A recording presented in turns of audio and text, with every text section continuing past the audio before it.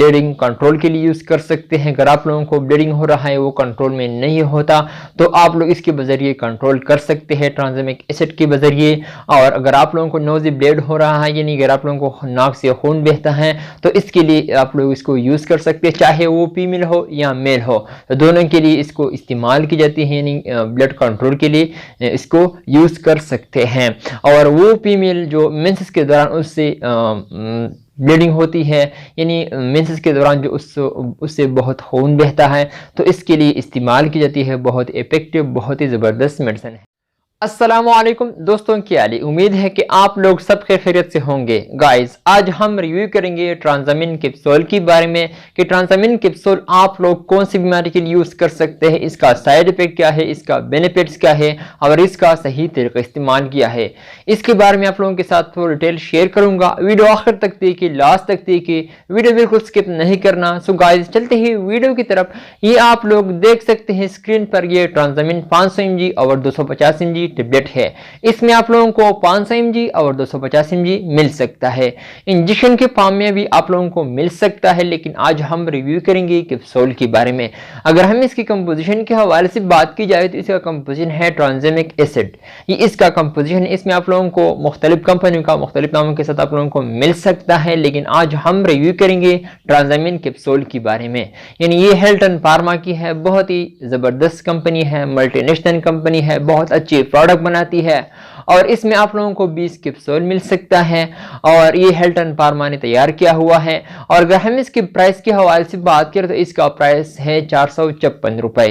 तो अगर हम इसकी यूजेस के हवाले से बात करें, तो ये आप लोग कंट्रोल ब्लीडिंग के लिए यूज कर सकते हैं। यानी अगर आप लोगों को ब्लीडिंग हो रही है, वो बिल्कुल कंट्रोल में नहीं है, तो आप लोग इसके लिए इस्तेमाल कर सकते हैं। डॉक्टर भी रिकमेंड करता है, तो ब्लड कंट्रोल के लिए भी आप लोग इसको यूज कर सकते हैं, चाहे वो फीमेल हो या मेल हो, तो दोनों के लिए आप लोग इसको यूज कर सकते हैं ट्रांजामिन यानी ट्रांजामिक एसिड।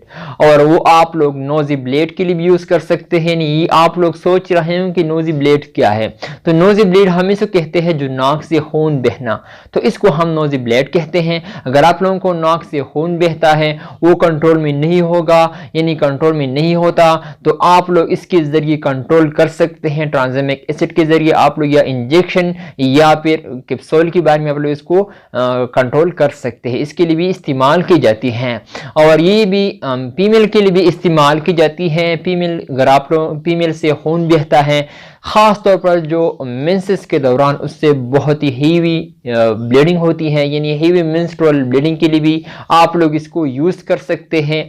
यानी अगर आप, यानी वो फीमेल जो मेंसेस के दौरान उससे बहुत ज़्यादा ब्लीडिंग होता है, तो इसके लिए इस्तेमाल की जाती है। बहुत ही मुफीद, बहुत ही इफेक्टिव मेडिसिन है इसके लिए। तो यानी अगर आप लोगों को मेंसेस के दौरान यानी पीरियड्स के दौरान बहुत ज़्यादा खून बहता है, वो कंट्रोल नहीं होता, तो आप लोग के बजरिए आप लोग इसको कंट्रोल कर सकते हैं। ये आप लोग बहुत ज़्यादा खून जब बहता है, यानी खून को कंट्रोल कर सकता है। यानी मैंने आप लोगों को बताया गया कि अगर आप लोगों को बहुत ज़्यादा खून बहता है और अगर आप लोगों को कंट्रोल नहीं हो पा रहा, तो आप लोग इसके बजरिए इसको कंट्रोल कर सकते हैं। तो मैंने आप लोगों को बता दी कि आप लोग कंट्रोल ब्लीडिंग के लिए यूज़ कर सकते हैं, यानी नोजी ब्लीड, नाक से खून बहना, तो इसके लिए भी यूज़ कर सकते हैं। और हेवी मेंस्ट्रुअल ब्लीडिंग के लिए, यानी मेंसेस के दौरान बहुत ज़्यादा खून बहना, तो इसके लिए भी इस्तेमाल की जाती है। और आप लोग, जब आप लोगों को खून बहुत ज़्यादा बहता है, वो कंट्रोल में नहीं होता, तो आप लोग इसके जरिए कंट्रोल कर सकते हैं।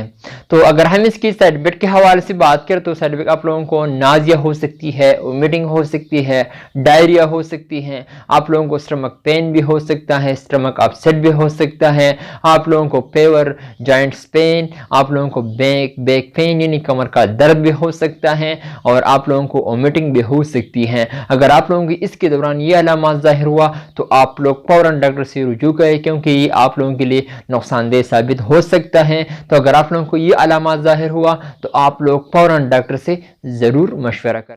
तो अगर हम इसकी तरीका इस्तेमाल के हवाले से बात करें, तो तरीका इस्तेमाल इसका ये है कि आप लोग बीडी यूज़ कर सकते हैं, यानी एक गोली सुबह और एक शाम को आप लोग खाने के बाद इसको यूज़ कर सकते हैं। अगर आप लोग 500 mg यूज़ कर रहे हैं तो 18 साल से बड़े उम्र वाले लोग हैं तो वो 500 mg यूज़ कर सकते हैं।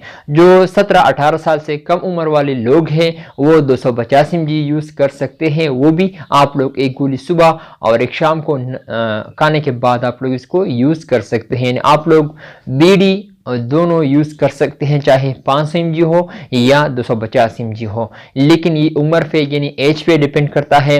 अगर आप लोगों का एज 18 साल से बड़ा हो यानी ज़्यादा हो तो आप लोग 500 mg यूज़ कर सकते हैं। जो 10 साल से लेकर 12 साल से लेकर 17-18 साल तक उम्र वाले लोग हैं वो 250 mg यूज़ कर सकते हैं।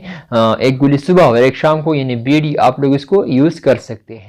सो गाइज ये था मेरा आज का वीडियो। उम्मीद करता हूँ कि आप लोगों को पसंद आई हो। अगर वीडियो पसंद आई हो तो इस वीडियो को लाइक भी करें, कमेंट्स भी करें। इंशाल्लाह नेक्स्ट वीडियो में फिर हाजिर होंगे। आप लोग जहाँ भी रहे खुश रहे। So thank you for watching.